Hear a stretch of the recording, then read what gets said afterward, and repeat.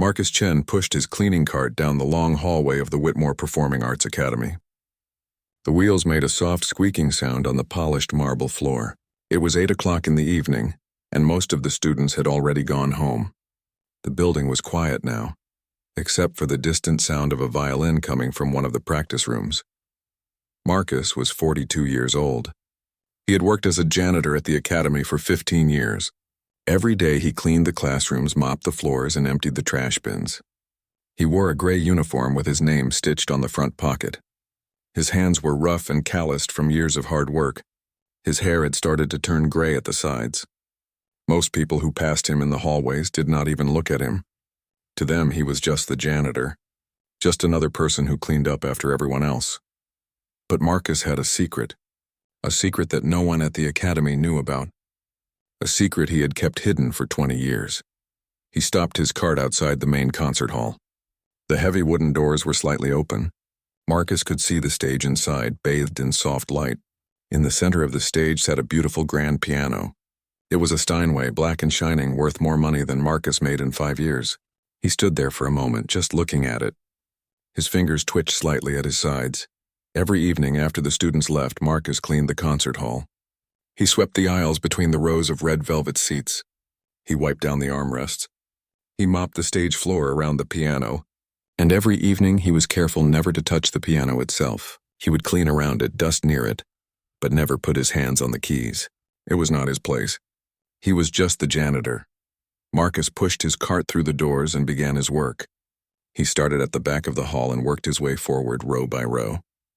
As he cleaned, he thought about the concert that had taken place earlier that evening. He had listened to it while working in the lobby. A student recital. Some of the students had played well. Others had made mistakes, their fingers stumbling over difficult passages. But they were all young and learning. They all had teachers to guide them. They all had the chance to study music, to practice every day, to perform on that beautiful stage. Marcus had once been like them, a long time ago. He was almost finished cleaning when he heard footsteps in the hallway. 2 people entered the concert hall, talking in low voices. Marcus recognized them immediately. One was Director Sullivan, the head of the academy. He was a tall man with silver hair and an important presence.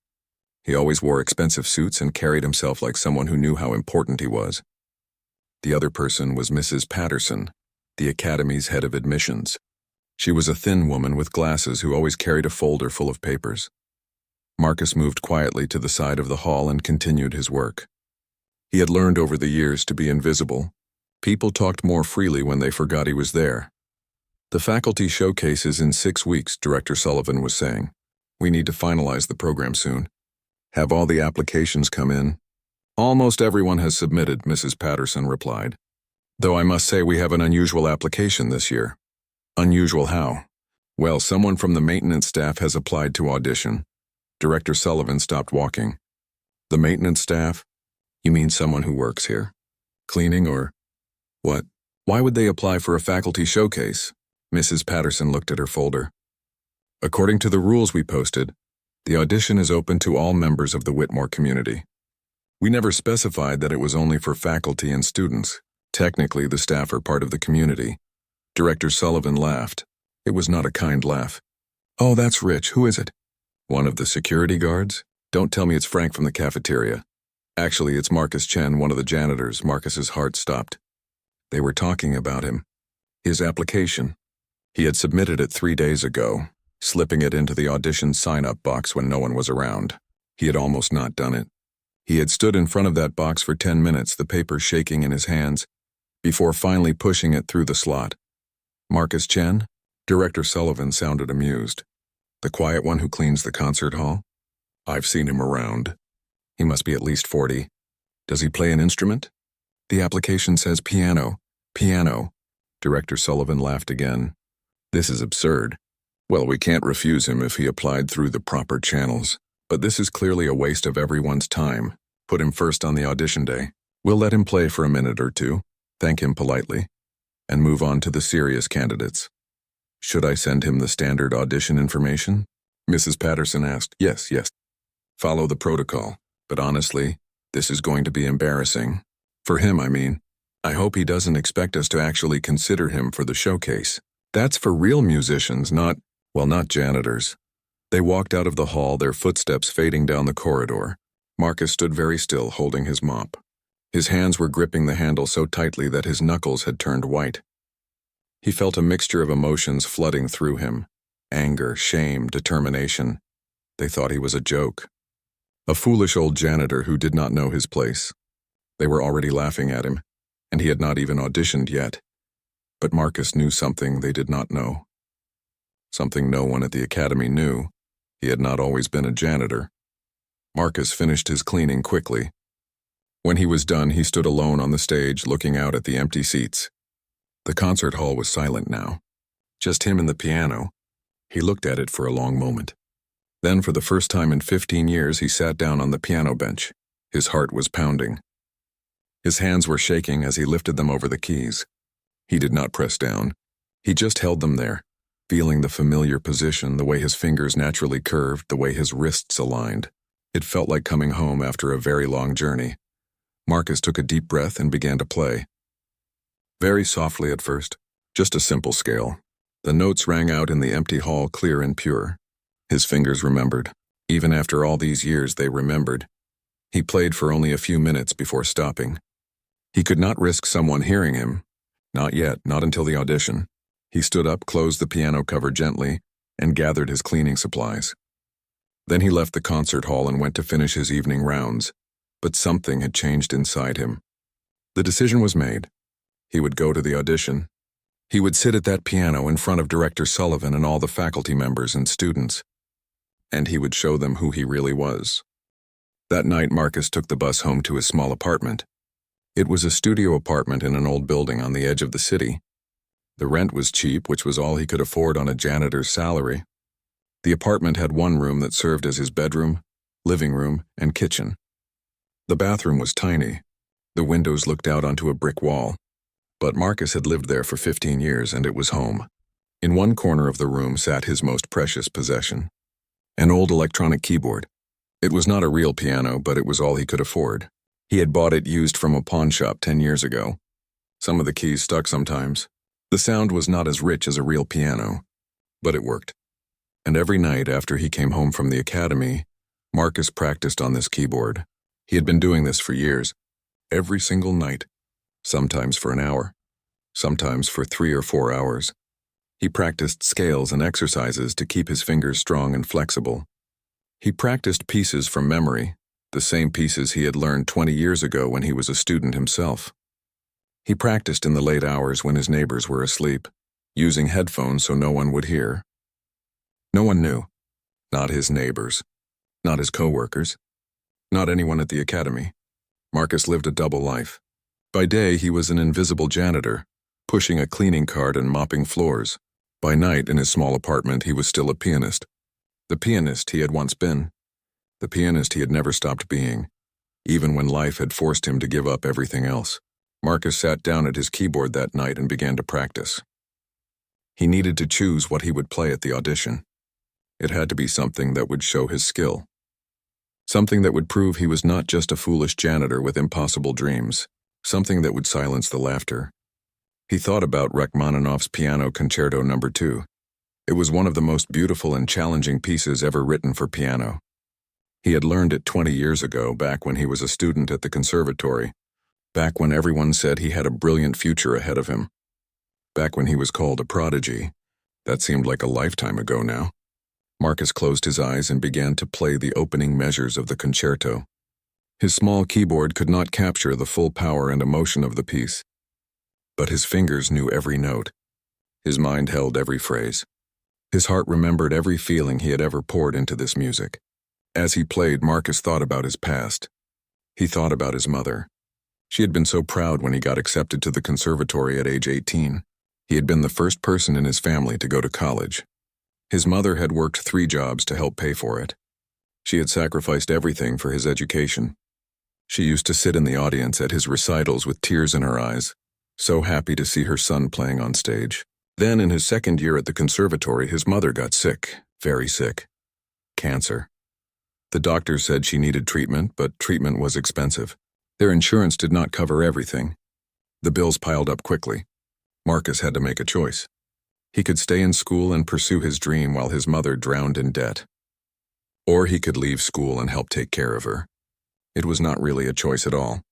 Marcus left the conservatory. He never finished his degree. He got a job as a janitor at a hospital to be near his mother during her treatment.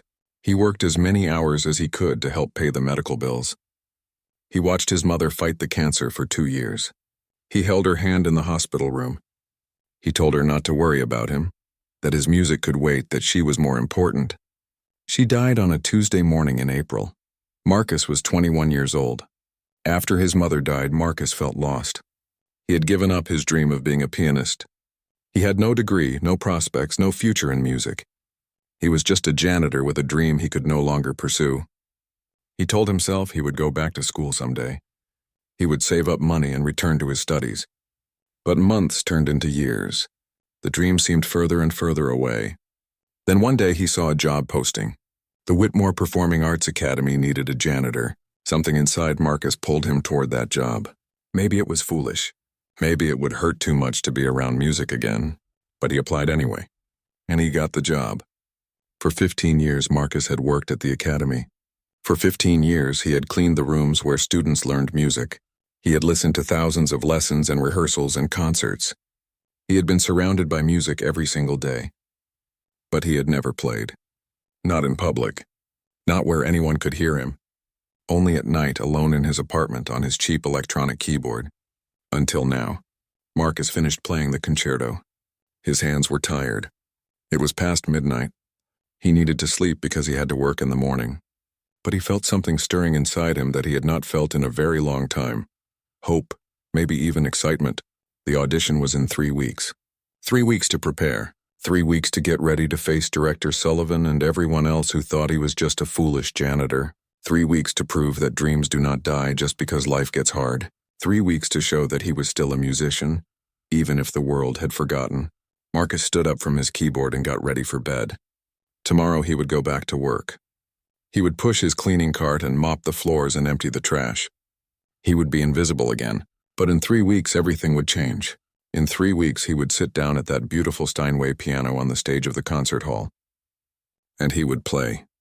They would laugh when he sat down. He knew that already. But he did not care anymore. Let them laugh. He would show them. He would show them all. The next 3 weeks passed both quickly and slowly for Marcus. During the day, he went through his usual routine. He arrived at the academy at 6 in the morning. He cleaned the classrooms before the students arrived. He mopped the hallways during lunch. He emptied trash bins and wiped down windows. He did all the small invisible tasks that kept the academy running smoothly. No one paid attention to him. No one asked him about the audition. He was just Marcus, the quiet janitor. But at night in his small apartment, Marcus practiced harder than he had ever practiced in his life. His fingers flew over the keyboard for hours each evening. He played the Rachmaninoff concerto over and over, until he could perform it perfectly even when he was exhausted.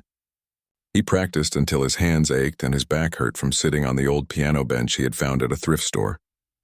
He practiced until the music was not just in his fingers but in his bones, in his blood, in his very soul. Some nights his neighbor from the apartment above would bang on the floor. "Keep it down!" the man would shout. But Marcus had his headphones on. The man could not actually hear the keyboard. He was probably just angry about something else. Marcus ignored it and kept practicing. 2 days before the audition, Marcus received an email. It was from Mrs. Patterson in the admissions office. The email was formal and polite. It told him that his audition was scheduled for Saturday at 2 o'clock in the afternoon. It told him to arrive 15 minutes early. It told him that he would have up to 10 minutes to perform, though the judges might stop him earlier if they had heard enough. It told him to dress appropriately. Marcus read the email 3 times. Up to 10 minutes. They might stop him earlier. That meant they expected him to be bad. They expected to need to stop him to save everyone the embarrassment of listening to a janitor try to play piano. The thought made Marcus angry, but it also made him more determined. He did not have appropriate clothes for an audition. His work uniform certainly would not do, but he did not have money to buy a new suit. He looked through his small closet.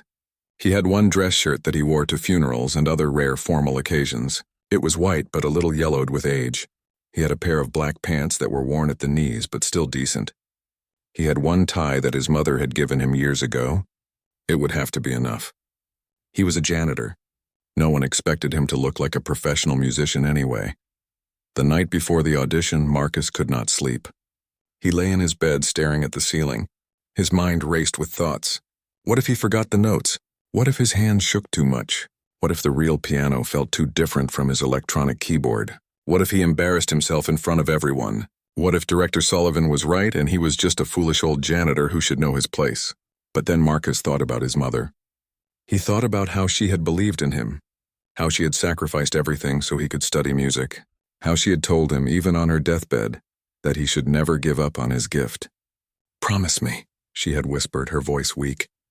"Promise me you will keep playing, even if it is just for yourself. Do not let the music die inside you." Marcus had made that promise, and he had kept it. Every night for 20 years he had kept that promise. He had never let the music die. And tomorrow, he would honor his mother's memory by playing again in front of an audience. It did not matter if they laughed.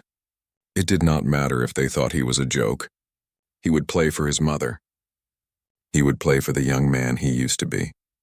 He would play for every dream that life had forced him to set aside. Saturday morning arrived. Marcus woke up early, even though the audition was not until afternoon. He was too nervous to eat breakfast. He practiced for an hour on his keyboard, just running through scales to warm up his fingers. Then he showered and put on his old dress shirt and black pants and the tie his mother had given him. He looked at himself in the small mirror by the door. He looked like a janitor trying to dress up, but it was the best he could do. Marcus arrived at the academy at 1:30. The auditions were being held in the main concert hall, the same hall he cleaned every evening. But today he was not coming in through the back door with his cleaning cart. Today he was entering through the front entrance like a real performer. It felt strange, wrong somehow, like he was pretending to be something he was not. The lobby was crowded with people. Faculty members stood in small groups talking and drinking coffee. Students sat in chairs along the walls, some of them practicing fingering silently on their laps. Everyone looked confident and professional. Many of them wore expensive concert clothes. The men had tailored suits. The women had elegant dresses. They all belonged here. Marcus stood near the door, feeling out of place. His shirt suddenly felt too tight around his neck. His pants felt too shabby. He saw some of the students looking at him with confused expressions. One girl whispered something to her friend, and they both turned to stare at him. Marcus knew what they were thinking. Why is the janitor here? Is he lost? Does he have to clean something? Mrs. Patterson appeared with her clipboard. She was checking in the audition candidates. She went down the list, greeting each person warmly. "Professor Williams, wonderful to see you. Room 3 at 2:15. Sarah, you are in room 2 at 2:45. Good luck." She smiled and chatted with each person. Then she saw Marcus. Her smile became stiff and formal. "Oh, Mr. Chen, yes, you are first. Room 1 at 2 o'clock sharp. The main concert hall." She did not meet his eyes. She checked his name off her list quickly and moved on to the next person before Marcus could say anything. First. Of course they had put him first. Get the joke out of the way early. Marcus felt his face grow hot, but he said nothing. He just nodded and walked toward the concert hall doors.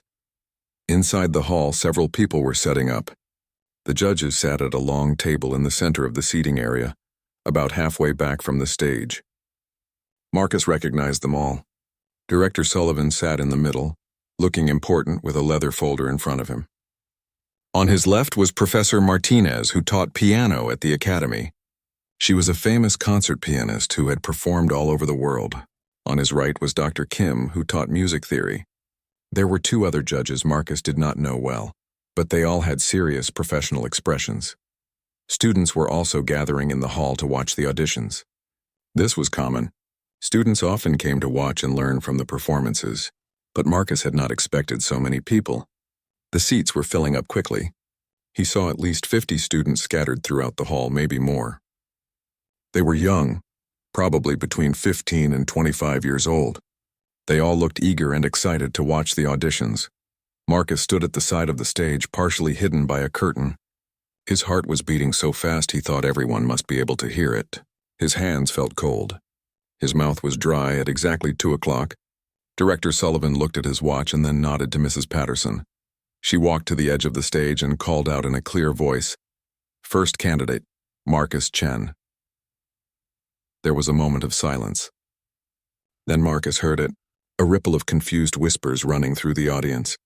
He stepped out from behind the curtain and began walking toward the piano in the center of the stage. The whispers grew louder. "Is that the janitor? What is he doing here? This has to be a mistake. Is this some kind of joke?" Marcus kept walking. His legs felt stiff and wooden. He could feel dozens of eyes on him. He did not look at the audience. He kept his eyes on the piano. Just get to the piano. Just sit down. That was all he had to do. As he walked, he heard a sound that made his stomach drop. Laughter. Soft at first, almost hidden, but then more open. A student in the front row giggled and quickly covered her mouth with her hand. 2 boys in the back were laughing and elbowing each other. A girl whispered loudly to her friend, "Oh my God, this is going to be so bad." Marcus reached the piano. The beautiful Steinway grand that he had cleaned and dusted for 15 years but never played. He pulled out the bench and sat down. The laughter grew a little louder. Someone said something he could not quite hear, but it was followed by more giggles. At the judges' table, Director Sullivan was not even trying to hide his amusement. He leaned over and said something to Professor Martinez. She shook her head slightly as if she felt bad for Marcus but also found the situation ridiculous. Dr. Kim was looking down at his papers, his lips pressed together in a thin line. Maybe he was embarrassed for Marcus, or maybe he was just trying not to laugh like everyone else. Director Sullivan cleared his throat. "Mr. Chen," he said, his voice carrying easily through the hall. There was a barely contained amusement in his tone. "Whenever you are ready, you may begin." Marcus sat very still at the piano. His hands were resting on his lap. He could hear the whispers and giggles continuing in the audience. He could feel the judges' eyes on him, waiting for him to make a fool of himself so they could politely thank him and move on to the real candidates. He could sense that everyone in the room was thinking the same thing. This is going to be embarrassing. Poor guy. He does not know what he is getting into. For a moment, Marcus almost stood up and left. It would be easier that way. Just say he made a mistake. Just apologize for wasting everyone's time and go back to being invisible. Marcus slowly lifted his hands and placed them on the piano keys. The laughter in the audience grew louder. Someone in the back row said loud enough for everyone to hear, "I give him 30 seconds before they stop him." The piano keys felt cool and smooth under Marcus's fingers. Real keys, not the plastic ones on his electronic keyboard. A real piano, not a cheap imitation. He spread his fingers over the keys, finding the familiar positions. His hand stopped shaking. A strange calm came over him. He closed his eyes. The concert hall, the judges, the laughing students, Director Sullivan's smug expression, all of it faded away. It was just Marcus and the piano, just like it had been in his apartment every night for 20 years. Just like it had been at the conservatory when he was 18 years old, and the whole world seemed full of possibility. Just like it had been when his mother sat in the audience with tears of pride in her eyes. Marcus took a deep breath, and then he began to play. The opening notes of Rachmaninoff's Piano Concerto No. 2 filled the concert hall. The first notes are soft and gentle, like a question being asked. They flow like water, peaceful and calm. Marcus played them with perfect control, his fingers pressing each key with just the right amount of pressure. The sound was pure and beautiful. The laughter stopped immediately. It cut off as suddenly as if someone had flipped a switch. The concert hall went completely silent except for the piano. Marcus kept his eyes closed. He did not need to see the keys. His fingers knew where to go. They had played this piece thousands of times. They knew every note by heart. He moved into the next phrase. The music began to build, growing slightly louder, slightly more intense. Each note was clear and precise. There were no mistakes, no fumbling, no uncertainty. Marcus played with the confidence of someone who had devoted his entire life to this music. In the audience, students who had been giggling moments before now sat frozen in their seats. Their mouths were slightly open. Their eyes were wide. The girl in the front row who had covered her laugh with her hand now leaned forward, completely focused on the stage. At the judges' table, Director Sullivan's pen had stopped moving. He had been writing something on his scorecard, probably already prepared to give Marcus a low score and move on quickly. But now his pen hovered over the paper, forgotten. He was staring at Marcus with an expression of complete disbelief. Professor Martinez's hand had gone to her mouth. As a concert pianist herself, she knew immediately what she was hearing. This was not just someone who could play the notes. This was not just someone who had learned the piece from a book. This was a real musician, someone with deep training, someone with genuine talent. Her eyes had gone wide with shock. Dr. Kim had looked up from his papers. He was watching Marcus with an expression of confused wonder, as if he could not quite believe what his ears were telling him. Marcus played on, unaware of their reactions. He was lost in the music now. The concerto moved into more complex passages. His hands began to move faster, dancing across the keys. The music swelled and grew. It filled every corner of the concert hall with sound that was both powerful and delicate. Each phrase sang with emotion. This was not just technical skill. This was artistry. The piece called for incredible fingerwork in certain sections, runs that went up and down the keyboard at lightning speed, jumps between notes that were far apart, complex chords that required perfect timing. Marcus played it all flawlessly. His fingers moved so fast they were almost a blur. But every note was clear. Every note was exactly right. Minutes passed. The judges sat in stunned silence.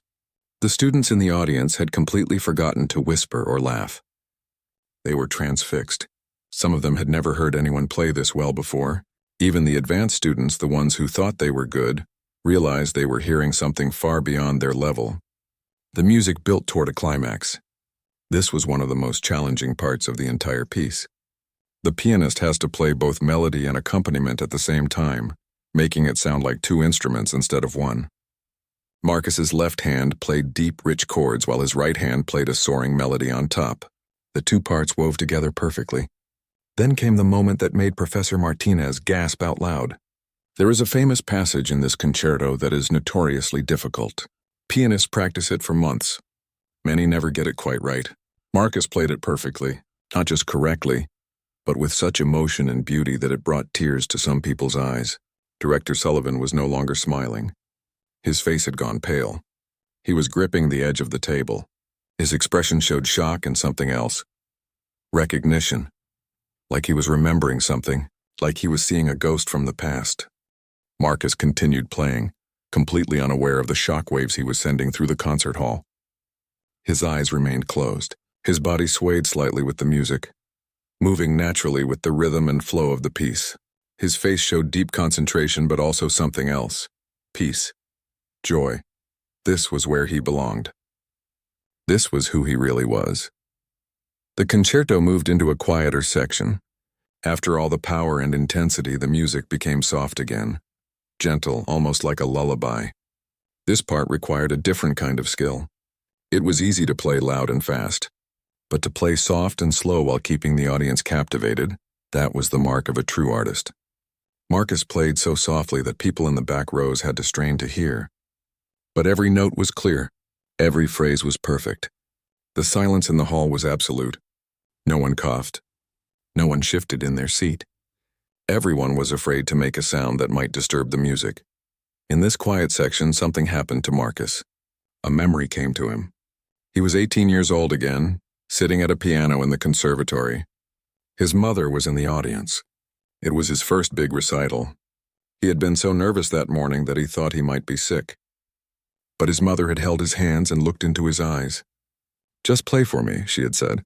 "Forget about everyone else. Just play for me and you will be perfect." Marcus had played for her that day, and he had been perfect. The audience had given him a standing ovation. His teacher had told him he had a brilliant future. People had whispered that he might be the next great pianist of his generation. He had felt on top of the world. He had felt like nothing could stop him. He had no idea that just 2 years later his mother would be diagnosed with cancer. He had no idea that his dreams would crumble. He had no idea that he would spend the next 20 years as a janitor, invisible and forgotten. But here he was, 20 years later, playing again, and he was still playing for her. He was still playing for his mother. Tears began to run down Marcus's cheeks. He did not open his eyes. He did not stop playing. His fingers continued their dance across the keys even as his tears fell. The emotion poured out of him and into the music. Every note carried 20 years of grief and loss and sacrifice and quiet determination. Every phrase held all the love he had felt for his mother and all the dreams he had never quite let go of. The music began to build again, rising up from the gentle quietness, growing stronger, more powerful. The tempo increased. Marcus's hands moved faster. The chords became fuller and richer. This was the section where the piano sings with the full force of an entire orchestra. It required strength and stamina and absolute control. Marcus gave it everything he had. His hands flew across the keyboard, left to right, up and down. His fingers pressed the keys with precise force. Not too hard, which would make the sound harsh. Not too soft, which would make it weak. Just right. Perfect balance. The sound filled the concert hall like a wave. It crashed over the audience with overwhelming power. Students in the audience felt their hearts racing. Some of them felt tears in their own eyes, though they did not quite understand why. The music was touching something deep inside them, something beyond words. This was what real music was supposed to do. This was the power that had made them want to study music in the first place. Many of them had forgotten.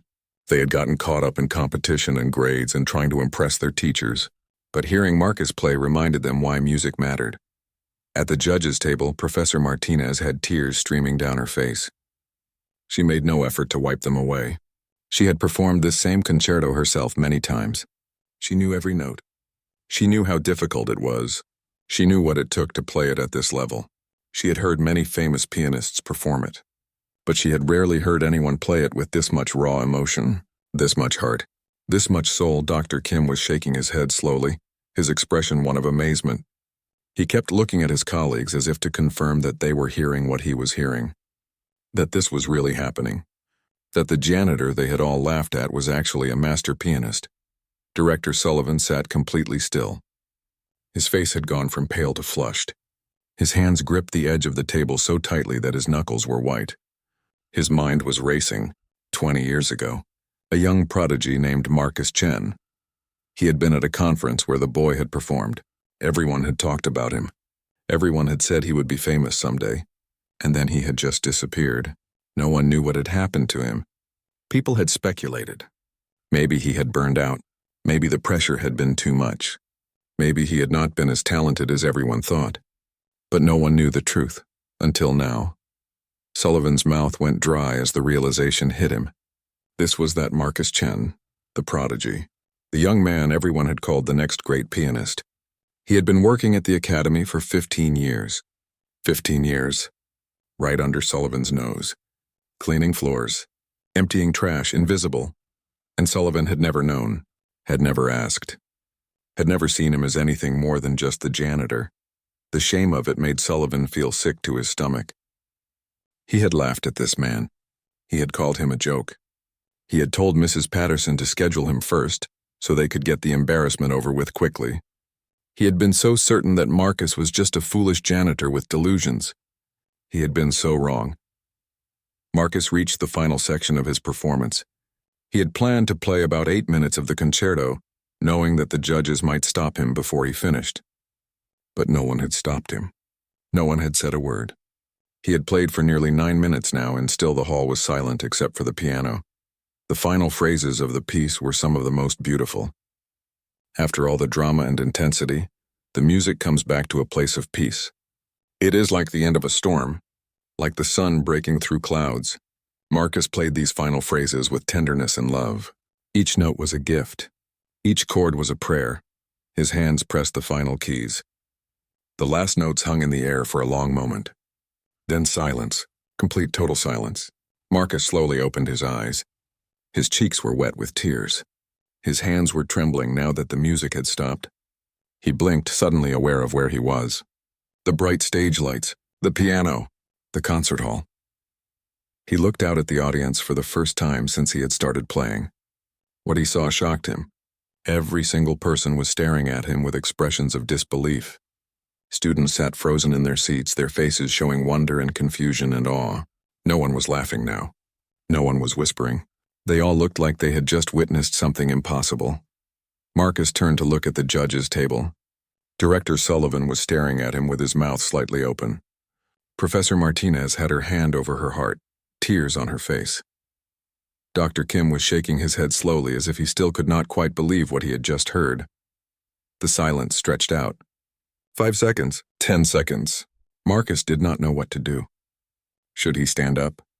Should he say something? Had he done well? Had he made a mistake somewhere that he had not noticed? Why was no one saying anything? Then Director Sullivan stood up. He stood up suddenly, his chair scraping against the floor. The sound broke the spell that had fallen over the room. Sullivan began to clap. His hands came together once, twice, 3 times. Slow, deliberate claps. Professor Martinez stood up too, joining the applause. Then Dr. Kim, then the other judges. Their clapping grew louder, faster. Then, like a wave, the students in the audience stood up. One by one, then in groups, then all together. They rose to their feet and applauded. The sound of clapping filled the concert hall. But it was different from normal applause. There was something stunned about it. Something almost desperate, like people needed to make noise. Needed to do something to process what they had just experienced. Some students were crying. Others were laughing with relief or joy or confusion. The girl in the front row who had giggled at Marcus was sobbing openly, her hands pressed to her face. Marcus stood up from the piano bench. His legs felt weak. He felt dizzy and disoriented. The applause continued. It went on and on. Students were not just clapping now. Some of them were cheering, whistling, shouting words of praise. That was incredible. Oh my God. I have never heard anything like that. How did he do that? Director Sullivan stepped forward. He walked toward the stage, still clapping. When he reached the front of the seating area, he climbed the stairs at the side of the stage. He walked across the stage toward Marcus. His expression was serious and intense. Marcus felt a moment of fear. Was Sullivan angry? Was he going to accuse Marcus of something? Had Marcus broken some rule by being too good? But when Sullivan reached him, he did not look angry. He looked shaken, moved. His eyes were slightly red as if he too might have been crying. He stopped in front of Marcus and held out his hand. Marcus stared at the hand for a moment, not quite understanding. Then slowly he reached out and shook it. Sullivan's grip was firm and warm. Marcus Chen, Sullivan said. His voice was quiet, meant only for Marcus to hear beneath the continuing applause. 20 years ago, the conservatory, you were Marcus Chen the prodigy. Everyone talked about you. And then you vanished. We all wondered what happened to you. Marcus nodded slowly. His throat was too tight to speak. You have been here, Sullivan continued. All this time, working for us. And I never knew. I never asked. I never saw you. His voice cracked slightly. I am sorry. I am so deeply sorry for how I treated you. For what I said. For laughing. Marcus finally found his voice. It came out hoarse and scratchy. You did not know, he said simply. But I should have seen, Sullivan replied. I should have looked. I should have asked. You are not just a janitor. You never were. The applause was starting to die down now. Students were sitting back down, but they were all talking excitedly to each other. The energy in the room had completely changed. Where before there had been mockery and condescension, now there was electricity, excitement. Everyone wanted to know more. Who was this man? Where did he learn to play like that? How had they never known? Professor Martinez had come up on stage as well.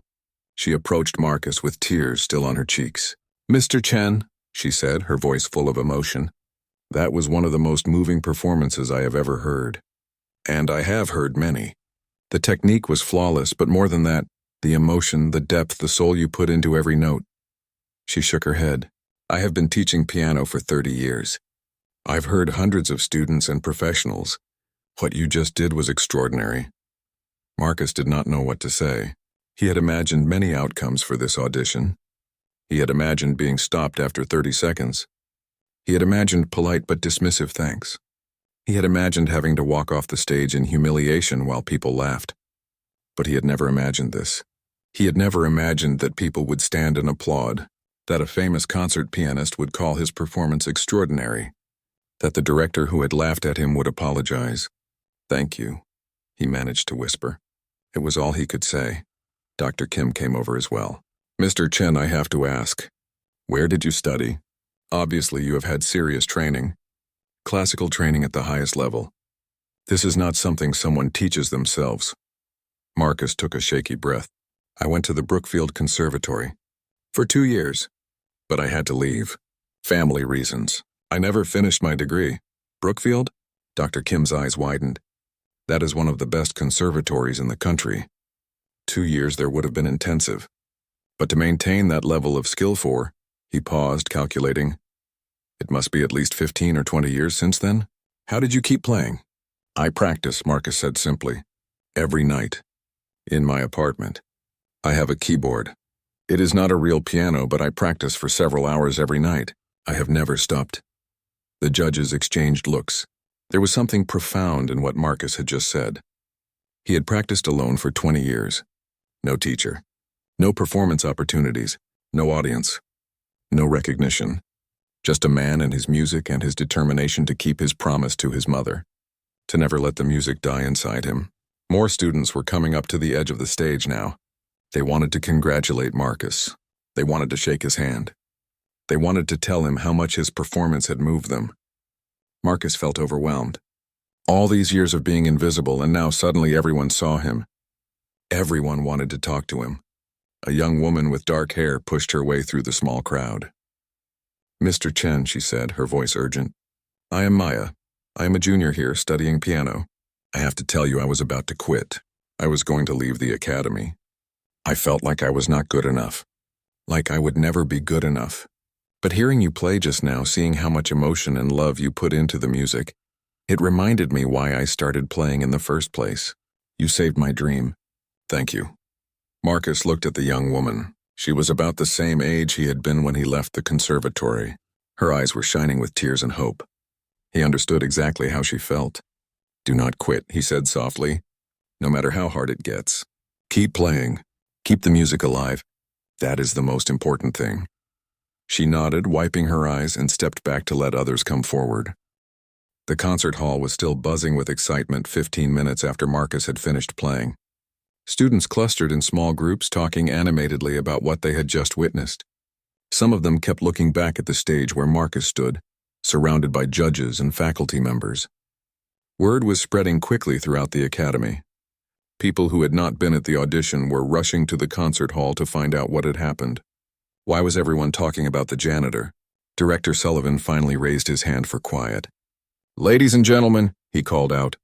I know everyone is excited, but we have more auditions scheduled. We need to clear the hall for the next candidate. He paused, then added, though I suspect nothing else today will quite compare to what we just heard. Students began to file out reluctantly, still talking and glancing back at Marcus. Professor Martinez touched Marcus's arm gently. Mr. Chen, would you mind waiting? We need to speak with you after the remaining auditions. This is very important, Marcus nodded. He felt dazed, like he was moving through a dream. He walked off the stage and sat in one of the seats near the back of the hall. He wanted to leave, to go somewhere quiet and process what had just happened. But Professor Martinez had asked him to wait, so he would wait. The next candidate came out. She was a young violin student, probably 19 or 20 years old. She played well. Under normal circumstances, the judges would have been impressed. But after hearing Marcus, everything sounded flat and ordinary. The girl finished her piece and the judges applauded politely and thanked her. She left the stage looking pleased with herself, unaware that just half an hour earlier someone had played so beautifully that he had brought the entire room to tears. More candidates followed. A cellist, a soprano, another pianist. They were all talented students and faculty members, but Marcus could see that the judges were distracted. They kept glancing at him sitting in the back. They whispered to each other between performances. Something had shifted in the room and it was not going back to normal. The auditions finally finished at 6 o'clock. The last candidate left. Mrs. Patterson closed her folder and excused herself. The remaining students filed out.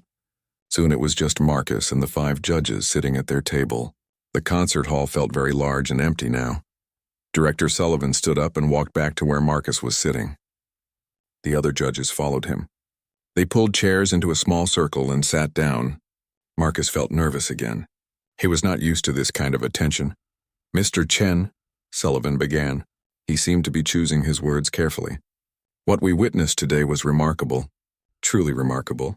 I think I speak for all of us when I say that your performance was the finest we have heard in many years.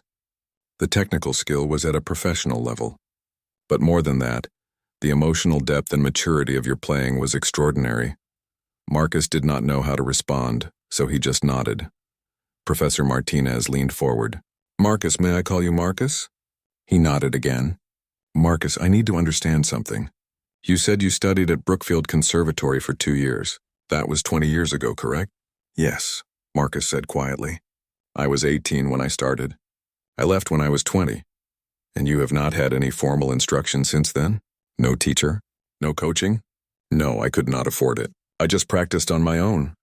"For 20 years, Dr. Kim said, his tone full of wonder. You maintained that level of skill alone for 20 years. That is almost unheard of. Most musicians, even very talented ones, need regular instruction and feedback to continue improving. Without it, their skills usually plateau or even decline, but you somehow kept advancing." Marcus shrugged slightly. "I did not think of it as advancing. I just played because I loved it. Because I promised my mother I would never stop." "Your mother?" Professor Martinez asked gently, and so Marcus told them. He told them the whole story. About being accepted to Brookfield Conservatory at 18.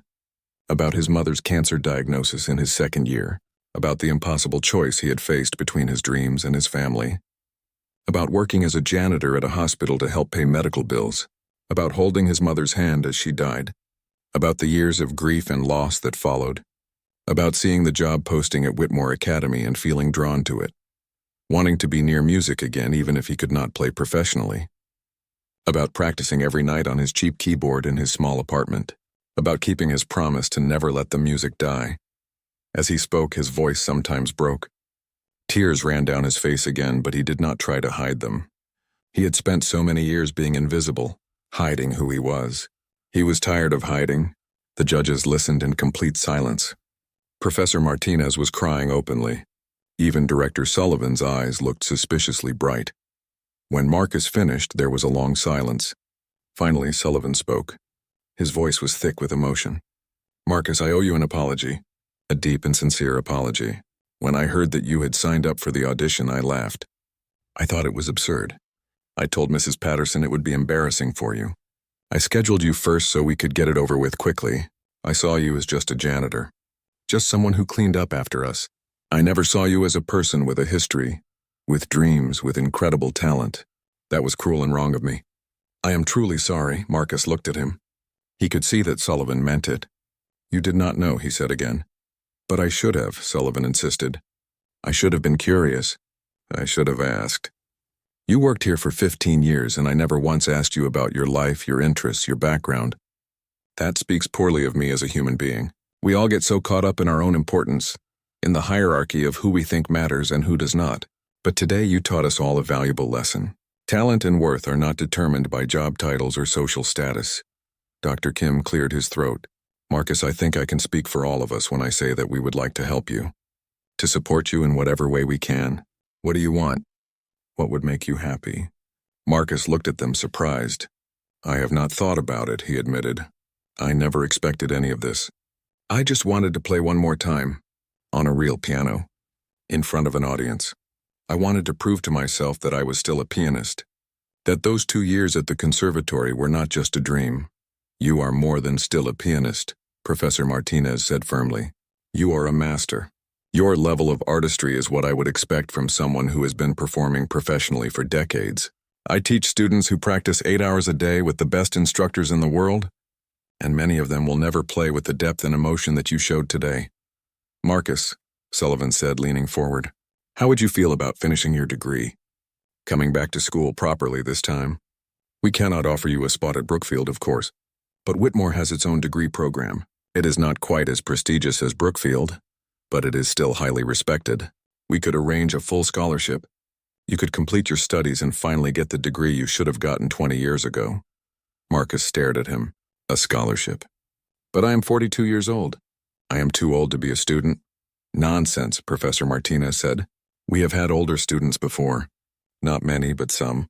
Adult learners who came back to finish what they started. You have more talent in your little finger than most of our young students have in their whole bodies. Age is irrelevant." "But what about my job?" Marcus asked. "I need to work. I need to pay rent. I cannot afford to just be a student." Sullivan exchanged glances with the other judges. What if we offered you a position? Not as a janitor, but as a member of our faculty. We could create a position for you as an adjunct instructor in the preparatory program. It would not pay as much as a full faculty position, but it would be more than you make now as a janitor. You could teach in the mornings and take classes in the afternoons. It would be difficult balancing both teaching and studying, but I think you could manage it. Marcus felt his heart racing. This was too much, too fast. Just this morning he had been preparing to be humiliated at an audition. Now they were offering him a scholarship and a teaching position. It did not seem real. I do not understand, he said slowly. Why would you do this? You barely know me. Because it is the right thing to do, Sullivan said simply. Because we have a chance to correct an injustice. Not an injustice we caused exactly, but one that life caused. You had your dreams stolen from you by circumstances beyond your control. We have the power to give you a second chance. Why would we not do that? Also, Dr. Kim added with a slight smile, because you are incredibly talented and we would be fools not to want you as part of this institution. Properly recognized this time. Not cleaning our floors, but teaching our students. Professor Martinez nodded enthusiastically. Marcus, I would be honored to work with you. I could coach you, help you prepare for performances. With your natural ability and the proper training and support, you could have the career you were meant to have. It is not too late. Marcus felt tears streaming down his face again. He did not try to stop them. I do not know what to say. This is everything I gave up hoping for years ago. I taught myself not to want it anymore because it hurt too much. Say yes, Professor Martinez said gently. Just say yes. Marcus thought about his small apartment, his old electronic keyboard, his years of lonely practice, his mother's voice telling him to never give up. He thought about the young woman, Maya, who had told him his performance had saved her dream. He thought about all the other students who might benefit from a teacher who understood what it meant to struggle, to sacrifice, to keep going even when everything seemed hopeless. Yes, he whispered. Then louder, yes, thank you. Thank you all so much, the judges smiled. They stood up and shook his hand one by one. Sullivan pulled Marcus into a brief hug. Welcome to the faculty, Marcus, he said. Properly this time. The next 2 weeks passed in a blur for Marcus. The story of his audition spread throughout the academy like wildfire. Students who had not been there watched recordings that other students had made on their phones. The recordings were grainy and the sound quality was poor, but they captured enough for people to understand what had happened. Marcus became a minor celebrity at the academy. Students stopped him in the hallways to tell him how much his story had inspired them. Faculty members introduced themselves and welcomed him as a colleague. Marcus had to give notice at his custodial position. His supervisor was confused at first, then surprised when she heard the full story. You were a pianist this whole time? She asked, shaking her head in amazement. And you never said anything? Marcus helped train his replacement, a young man who needed the job. He showed him the best way to clean the concert hall, how to avoid leaving streaks on the mirrors where the supplies were kept. It felt strange to be teaching someone else to do his job, but it also felt right. He was moving forward. Starting a new chapter, the academy moved quickly to formalize his new position. Sullivan personally walked Marcus through the paperwork. They created a position called adjunct instructor in the preparatory division. Marcus would teach beginning and intermediate piano students, mostly children and teenagers who were not yet ready for the main academy programs. The salary was modest but livable. Combined with his scholarship, Marcus would be able to afford a slightly better apartment, maybe even save a little money. Professor Martinez became Marcus's unofficial mentor. She met with him twice a week to discuss his studies and help him prepare for his new teaching role. She was impressed by how much Marcus already knew. His theoretical knowledge was still strong even after 20 years. He just needed to update his understanding of current teaching methods and familiarize himself with the academy's curriculum. You are going to be an excellent teacher, she told him after one of their sessions. You have the technical knowledge, obviously. But more than that, you have empathy. You understand what it is like to struggle, to feel like you are not good enough, to want something so badly but not know if you can achieve it. That understanding will make you better than teachers who have only known success. Marcus also met with the director of the preparatory program, a kind woman named Ms. Rodriguez. She showed him the teaching studios where he would work. They were small but well-equipped, each with a good quality upright piano. Marcus would have his own studio. a place where he would teach. He ran his hand over the piano keys, marveling at how different this felt from pushing a cleaning cart. "Your first students will start in 3 weeks," Ms. Rodriguez told him. "I have assigned you 6 students to begin with, all beginners or early intermediate level. Nothing too overwhelming while you are also taking classes yourself. As you get more comfortable, we can increase your teaching load if you want." Marcus nodded, feeling nervous and excited at the same time. "I have never taught before," he admitted. "You will do fine," she assured him. "You have lived music for 20 years. That passion will come through. Children can sense when a teacher truly loves what they are teaching." The days before his first day as a student and teacher were filled with preparation. Marcus bought some proper clothes. Not expensive suits like some of the faculty wore, but nice pants and button-down shirts that were appropriate for teaching. He found a better apartment, still small but in a safer neighborhood with more light. He bought a few books about piano pedagogy and spent hours reading and taking notes. But most importantly, Marcus went to a music store and did something he had dreamed about for 20 years. He bought a real piano. Not a grand piano like the Steinway in the concert hall. He could not afford that. But a good quality upright piano that fit in his new apartment. It cost nearly all the money he had saved, but it was worth it. When it was delivered and set up, Marcus sat down and played. The sound was so much richer and fuller than his old keyboard. He played for 3 hours straight, just enjoying the feel of real piano keys under his fingers and real piano sound filling his apartment. His new neighbor, a young woman who lived next door, knocked on his wall after a while. Marcus tensed, expecting a complaint. But when he answered the door, she was smiling. "I just wanted to say that your playing is beautiful," she said. "I am so glad someone musical moved in." The last tenant played terrible rock music at all hours. "This is so much better." Marcus laughed. It was the first time in 20 years that someone had complimented his playing without knowing it was him. He was not the janitor anymore. He was Marcus Chen, the pianist, Marcus Chen, the teacher, Marcus Chen, the student. He was becoming himself again. Marcus's first day as a student at the Whitmore Performing Arts Academy started early on a Monday morning. He arrived at the building at 7 o'clock, giving himself extra time to find his classroom and get settled. He felt nervous in a way he had not felt in years. His hands were sweaty. His stomach felt unsettled. He was wearing new clothes and carrying a new backpack with his books and notebooks inside. He looked like any other student, except that he was twice the age of most of them. As he walked through the hallways, several students recognized him. They smiled and said hello. A few stopped to tell him how much his audition had inspired them. Marcus thanked them politely but kept moving. He did not want to be late to his first class. His morning classes were music theory and piano literature. He sat in the back of the classroom trying to be invisible again out of habit. But the teachers knew who he was. Everyone knew who he was now. The music theory professor, a serious man named Dr. Harrison, called on him several times during class. Marcus answered the questions easily. Most of the material was review for him, things he had learned 20 years ago and never forgotten. After class, a young student approached him. She was maybe 19, with bright red hair and nervous energy. "Mr. Chen, I am Emily. I just wanted to say that I was at your audition. What you played was so beautiful. It made me cry. I have been studying piano for 10 years, but I have never made anyone cry with my playing." "How did you do that?" Marcus thought about the question. "I think," he said slowly, "it is not about the notes. Anyone can learn the notes.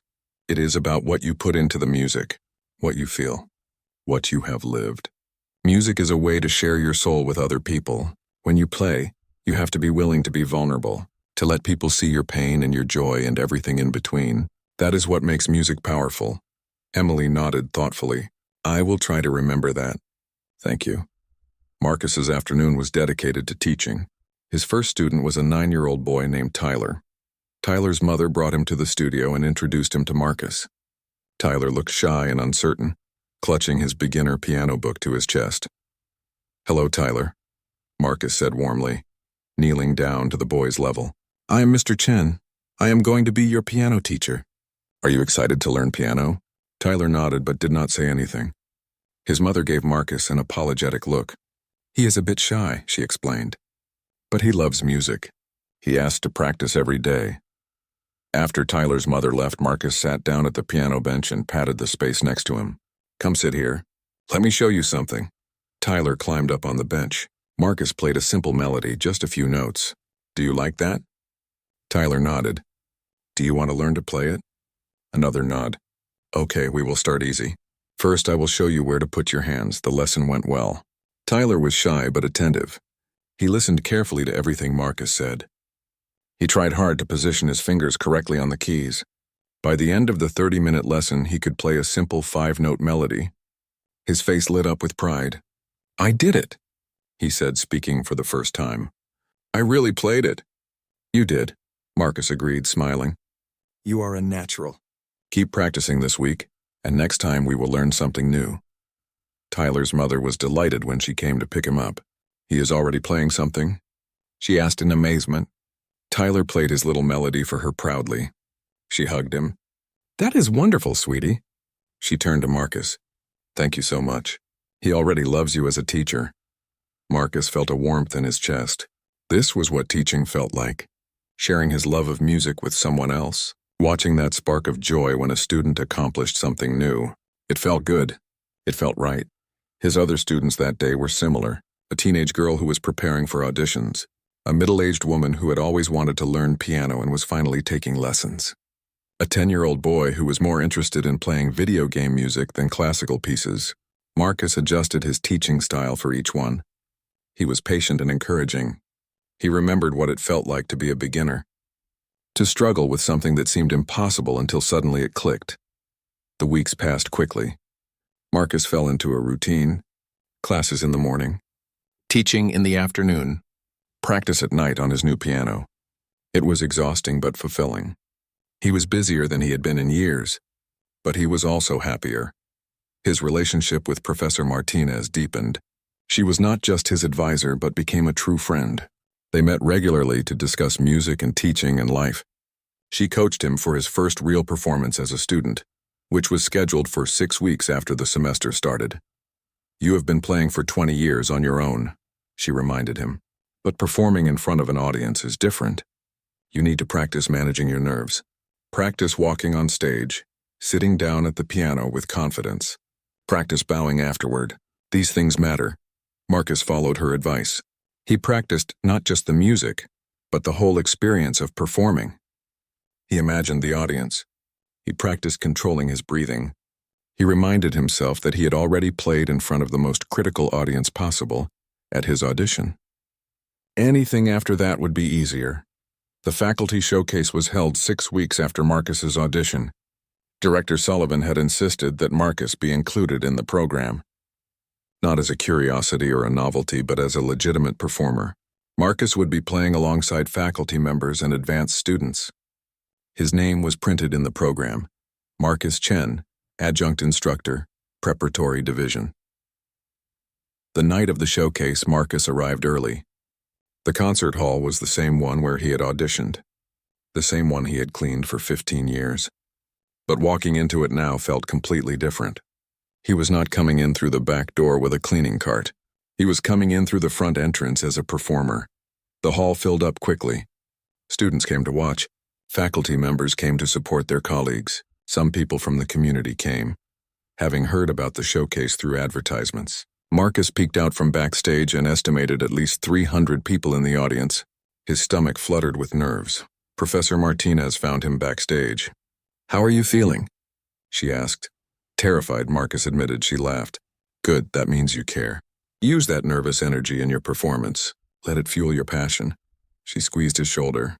You are going to be wonderful. I know it. The showcase began. Various performers went on stage. A soprano sang arias. A violinist played a concerto. A faculty chamber ensemble performed a string quartet. All of them were excellent. The audience applauded enthusiastically after each performance. Then it was Marcus's turn. The announcer called his name. Our next performer is Marcus Chen, Adjunct Instructor in our Preparatory Division. Mr. Chen is also a student, completing the degree he began 20 years ago at the Brookfield Conservatory. Tonight he will be performing Rachmaninoff's Piano Concerto No. 2. Marcus walked out onto the stage. The applause was warm and welcoming. Many people in the audience knew his story now. They had heard about the janitor who turned out to be a master pianist. They were curious to see if the rumors were true. if his audition performance had really been as extraordinary as people said.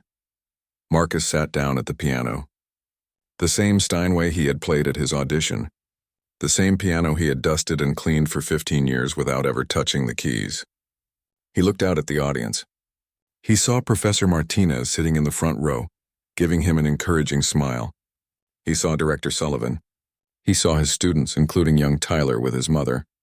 He saw many other faces, some familiar and some not. He took a deep breath. He placed his hands on the keys. And he began to play. The music flowed out of him. The same piece he had played at his audition, but this time it felt different. This time he was not playing to prove anything. He was not playing to silence critics or overcome mockery. He was playing because he loved it. Because this was who he was.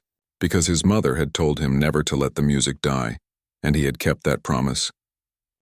As he played, Marcus felt a sense of peace settle over him.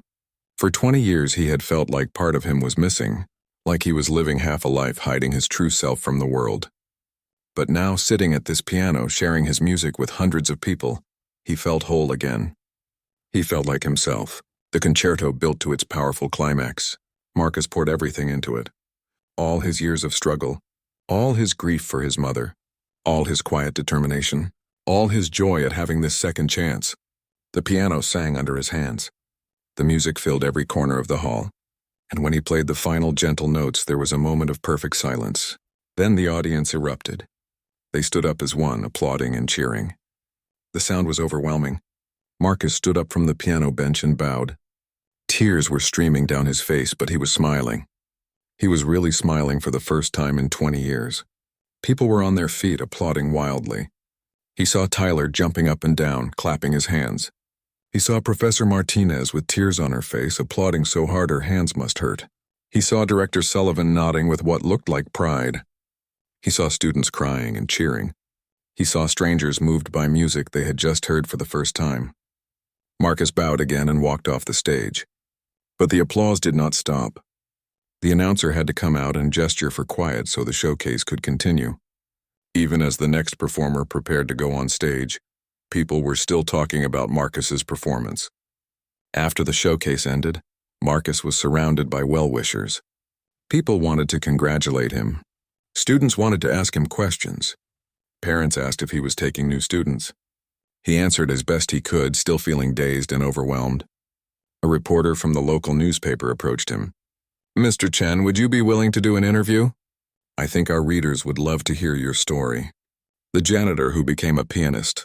"It is quite remarkable." Marcus hesitated. He did not really want publicity. But Professor Martinez overheard and encouraged him. "Let people hear your story, Marcus. It might inspire someone else who has given up on their dreams. You never know who might need to hear that it is never too late." So Marcus agreed. The interview was published 2 weeks later with the headline, "From Janitor to Virtuoso, One Man's Journey Back to His Dreams." The article told his whole story. About his mother. About leaving school. About practicing alone for 20 years. About the audition that changed everything. The article was shared widely on social media. Local television stations picked it up. Within a week, Marcus's story had spread far beyond just the academy or even the city. People from around the country sent him messages. Some were from other people who had given up on their dreams and were inspired to try again. Some were from other musicians who shared their own stories of struggle and perseverance. Some were just from people who were moved by his story and wanted to say thank you. One message in particular stood out. It was from the dean of Brookfield Conservatory, the school Marcus had left 20 years ago. The dean wrote that he had heard about Marcus's story and wanted to reach out. "We still have your old student records," the dean wrote. "I have reviewed them and discussed your situation with our faculty. We would like to formally invite you to complete your degree at Brookfield. We will give you full credit for all the work you completed 20 years ago. With one more year of study, you could graduate with the degree you should have earned then. We would be honored to have you finish your education with us. We would also offer you a full scholarship and a housing stipend. Please consider it." Marcus read the message several times. Brookfield, his dream school, the place where he had once felt like he belonged. They were inviting him back, offering him a chance to complete what he had started. It was more than he had ever hoped for. But he also thought about Whitmore, about Director Sullivan, who had apologized so sincerely, About Professor Martinez, who had become his friend and mentor. About his students, especially young Tyler, who looked at him with such admiration. About the community he was building here. About the second chance he had already been given. Marcus talked to Professor Martinez about the offer. She was gracious and understanding. "Brookfield is an incredible opportunity," she said. "We would miss you terribly if you left, but I would never want to hold you back from your dreams. You should do what feels right to you." "What feels right," Marcus said slowly, "is staying here. Brookfield offered me a chance 20 years ago, and I could not take it. Whitmore is offering me a chance now, and I am taking it. This is where I belong. This is where I am meant to be." Professor Martinez smiled. "I was hoping you would say that. But I wanted you to have the choice. To know that you could go anywhere. That you chose to be here makes it all the more meaningful." Marcus wrote back to the Brookfield dean, thanking him graciously but explaining that he had found his home at Whitmore. The dean responded with understanding and congratulations on Marcus's second chance. Months passed. Marcus completed his first semester with excellent grades. His teaching load increased as more parents requested him as an instructor. Word had spread that he was not just a good teacher but an inspiring one. A teacher who understood struggle. A teacher who never gave up. A teacher who could show students that passion and dedication mattered more than natural talent or perfect circumstances. Young Tyler flourished under Marcus's teaching. By the end of the first year, the shy 9-year-old was performing in student recitals with confidence. Maya, the student who had wanted to quit after hearing Marcus at his audition, became one of his most dedicated students. Under his guidance, she found her love for music again. Marcus continued to perform regularly. He played at faculty showcases and community concerts. He was invited to give a guest performance at a local theater. Each time he played, he thought of his mother. Each time he felt her presence with him. He was keeping his promise. The music had never died inside him, and now it was alive for everyone to hear. 2 years after his audition, Marcus completed his degree. At age 44, he walked across the stage at graduation to receive his diploma. The entire audience stood and applauded. It was a long ovation, filled with genuine joy and celebration. Director Sullivan personally handed Marcus his diploma and shook his hand firmly. "Congratulations," Sullivan said. "You have earned this. Not just through your studies these past 2 years, but through your dedication over 20 years. You never gave up. That is the true meaning of perseverance." Marcus looked out at the audience and saw Professor Martinez wiping tears from her eyes. He saw his students sitting with their parents clapping enthusiastically. He saw colleagues who had become friends. He saw Tyler, now 11 years old, giving him a thumbs up. He felt his mother's presence, as always. He imagined her sitting in the audience, tears of pride streaming down her face, just like she had at his first recital when he was 18. After graduation, Whitmore offered Marcus a permanent position as a full-time faculty member in their piano department. He would continue teaching, but would also take on advanced students. He would have a role in shaping the department's curriculum. He would be a full member of the musical community he had once only observed from the outside. Marcus accepted immediately.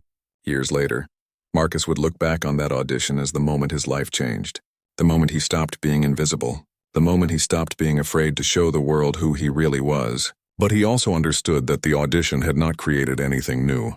It had only revealed what had always been there. He had always been a pianist, even when he was pushing a cleaning cart, even when he was mopping floors, even when no one saw him or knew his name. The music had always been inside him, waiting for its chance to be heard. He taught his students this lesson. Talent is not about circumstances, he would tell them. It is not about having the best teachers or the most expensive instrument or the perfect opportunities. Talent is about love. Love for the music.